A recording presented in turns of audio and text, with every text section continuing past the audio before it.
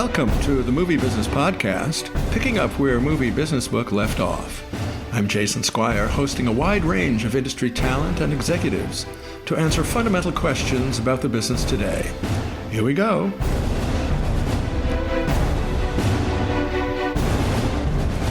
And today we turn to the secrets of intellectual property with Joel GOTLER, CEO of Intellectual Property Group, a literary management company based in Los Angeles, whose film clients include Michael Connelly, John Scalzi, Piers Anthony, Joyce Carol Oates, Richard Russo, Viet Nguyen, J.D. Barker, Debbie Macomber, David Wiesner, and Andre Dubus III, as well as the estates of Sue Grafton, James M. Cain, Stephen Ambrose, Roger Ebert, Frank McCourt, and John O'Hara. He is also executive producer of Mr. Popper's Penguins, The Wolf of Wall Street, and Ferdinand. Welcome, Joel. Thank you, Jason, for that introduction.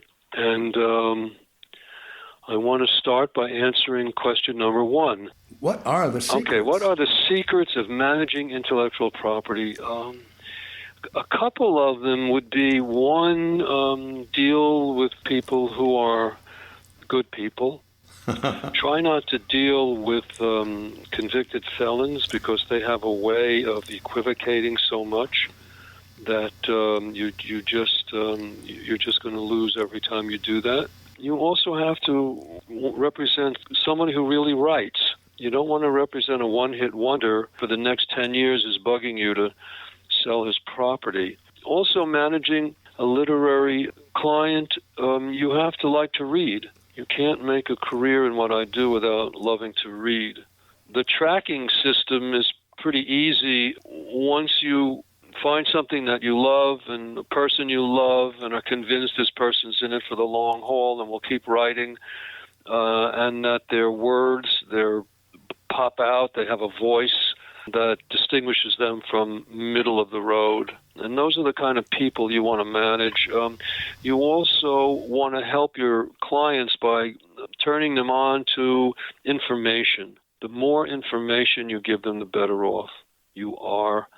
In terms of going back to tracking, once you get a property that you like and you want to begin to represent it, you keep track as if you would keep track of anything. You write down the date of submission and the date you want to hear from people. And if you don't hear, then you have that tickler file and you can call them and ask them what's new.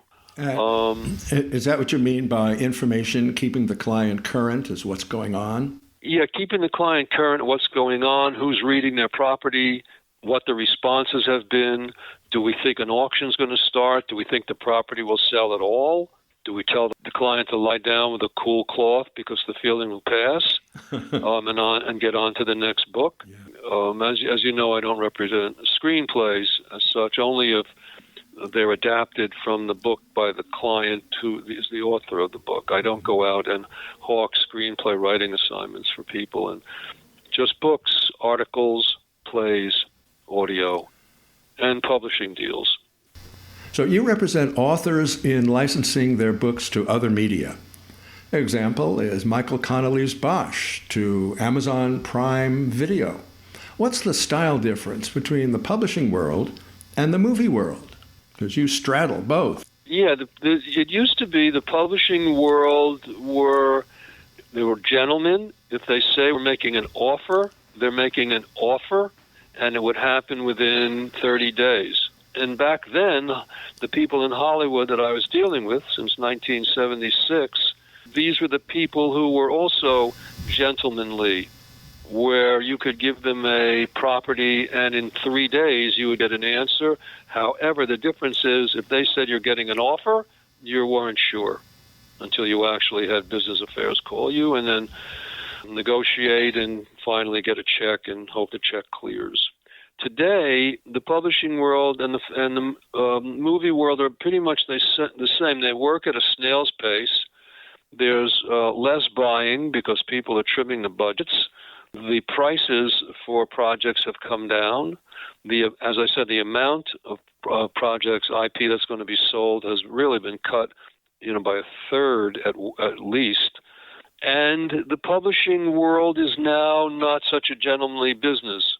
There are all sorts of contingencies that go on now. Not just, hey, we love your book, we're going to buy it and publish it because the publishers know, and some of us know, that you have 1% chance of getting your book into a bookstore.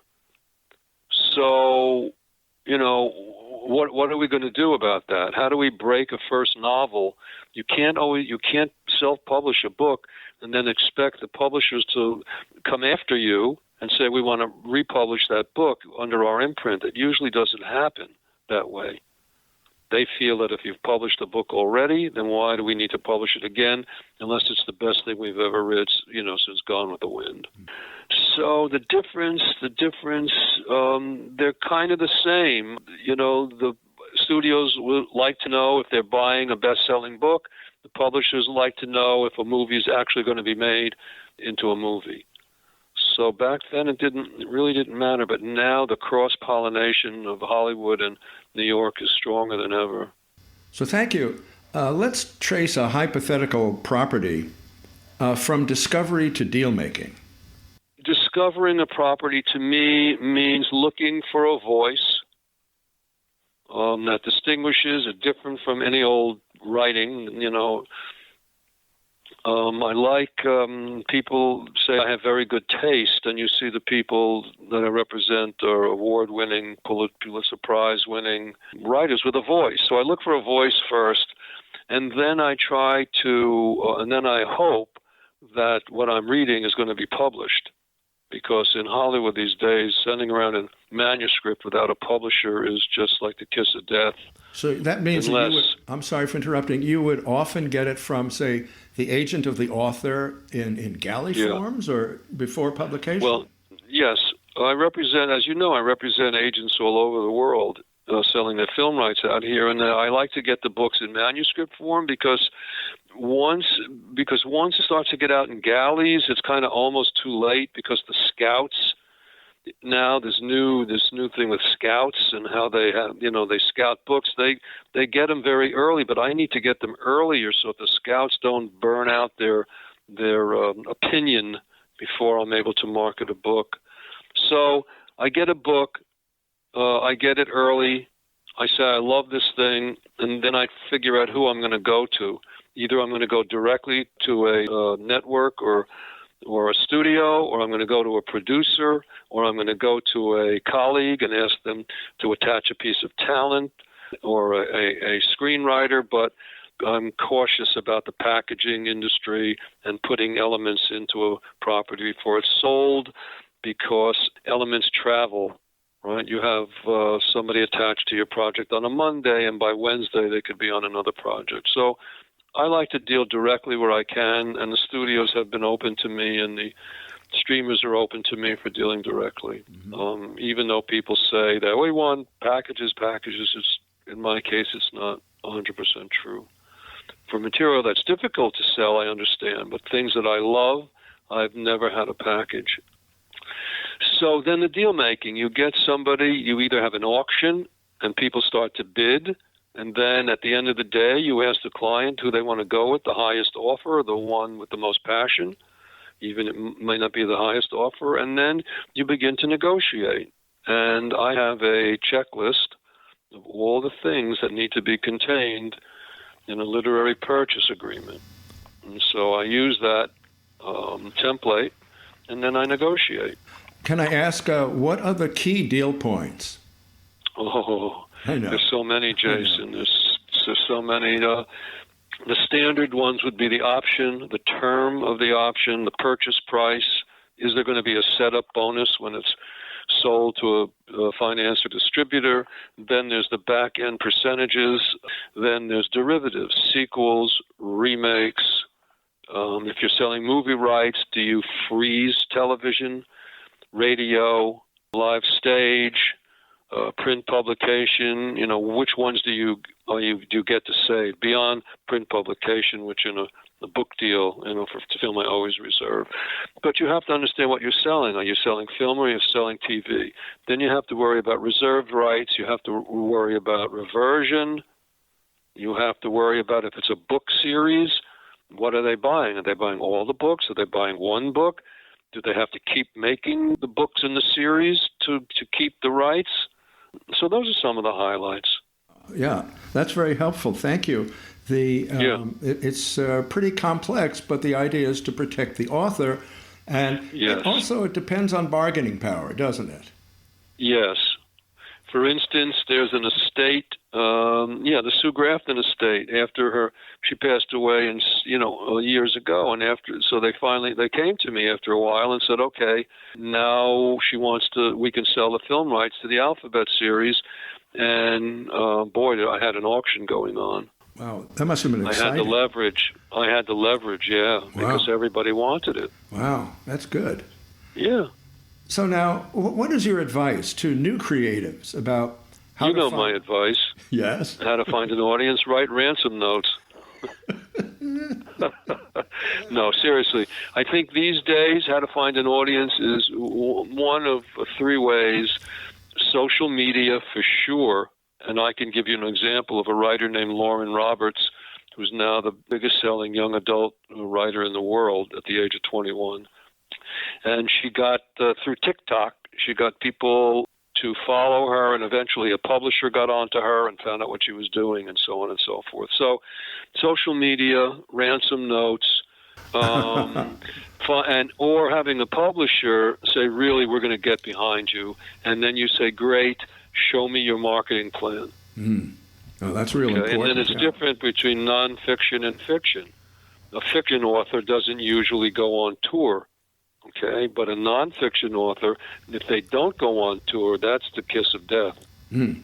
That's why you see Fauci all over the news. That's why you see Rachel Maddow all over, why they get these big publishing deals. Mm-hmm. Okay, because they can promote and advertise and market. So that's the thing you look for, because what are you going to do if you have a book that has no oomph behind it, that has no robust marketing plan behind it? Then it's like any other book, and you got to pray, even if it's great. Okay, I have had so many great books that I'm still trying to sell after 25 years. Wow. So now, if you're not a brand, or if there's not a buzz about your book, or if it's not a book that, let's say, people have been chasing for years and the option has come up, or if it's not a book that somehow gets the bounce, it gets hot, you're shit out of luck, man. I don't care who represents you. It's just a tough marketplace. So to find an audience, you need a neighborhood. You need an agent talking about you, a manager talking about you, your lawyer talking about you. Like Boaz Yakin, the director, was in New York University when Danny Melnick said, read this guy's script. I read the script and I said, quit college and come out here. And so he did that. And then I got him a studio interested in him. Then he got a lawyer. And then he got, so you need a neighborhood. You can't do this alone. If you think you can, then perhaps you're the luckiest person in the world. And if we read your palm, we'll see that your lifeline is very long. And so, I don't mean to be facetious, but it's just the audience, it depends. The audience in Hollywood creates the audience internationally because of the film. The audience for books has to be created through massive marketing and the ability of the writer to keep writing. One-book wonders are not attractive unless it's a bio. Mm-hmm. All right? Then you could do one biography and move on, and that's enough. Like Sting will not write another autobiography. He's written one, then he won't write a sequel. He doesn't want to. Right. And he's not going to reveal things that he didn't want to reveal from the first place, and so that's how it goes. So nonfiction, you got to be ready to go on tour. Fiction, boy, if they can get you on Good Morning America and those shows, you're in. Like I said, the 21-year-old, now she's going to be on Good Morning America. And I just optioned the film rights. And she's got a trilogy done. She's 21, Jason. Finding an audience, find out how to find an audience is the only advice I can say. It's a business of relationships. So, one, you have to be talented. Two, you have to be in the zeitgeist. And three, you need support. You need agent, manager, editor, publisher, publicist, business manager. I'm telling you, all the top people have all of those things covered. Mm. And you've got to keep writing. And you can't come to people and say, you can't write letters. Here's how I need to say this. You can't write query letters to people and say, hey, I've just finished my third novel, and blah. People don't want to hear that. They want to hear, I just finished one book, and I want you to read it. Don't tell me you got 12 screenplays sitting around, because the first question to me is, why haven't you sold anything? And you got 3 books, why haven't you sold anything? I'm definitely not the only person they've queried. So the most important thing to me, if it's somebody new, is the query letter. Very right? good. Well, thank you. Let's turn to the last question. What is your prognosis for this part of the business? Well, the intellectual property business for us is very brisk. There's always going to be this need for intellectual property. The prognosis is they're going to buy less and they're going to pay less because they have the power. And all of this business of firing people lately and complaining about the cost of everything is the way the studios, every several years, find a way to get rid of all the dead weight, right? And they start canceling deals and crying out that there's no money. But I don't believe any of it, okay? I do believe that they do clean house during these periods, but the part of the business that I'm in, intellectual property, is it's bigger than ever. You just have to have the right property, and you never know if you do or not. Wow. In general, the wider business is that there's many, many more distributor financiers. There's many more independent people with money. The international market and the U.S. market are getting married to each other even more heavily. The competition among streamers and networks is brisk. I hate to use that word twice, but it's on fire. And the major studios, they have their problems. Is Paramount what's going to happen there? Is Universal going to buy them? What's going on with Warner Brothers? What kind of movies are they going to make? We don't know. Most of it is skewed toward Marvel comics and, video game adaptations. So we don't know. But my answer is, if you got the right property and it gets the right bounce, you're in business. They have to feed the nest. I mean, they have to keep making movies and TV. They've cut it a great deal, but they have to. So if you're lucky with a voice, the right team behind you, and you get the right bounce, and you could be a mensch and not alienate people because you're an asshole, then you're gonna do well. This is all good advice. Thank you so much, Joel GOTLER, for being our guest on the Movie Business Podcast. Thank you, Joel. Quite welcome.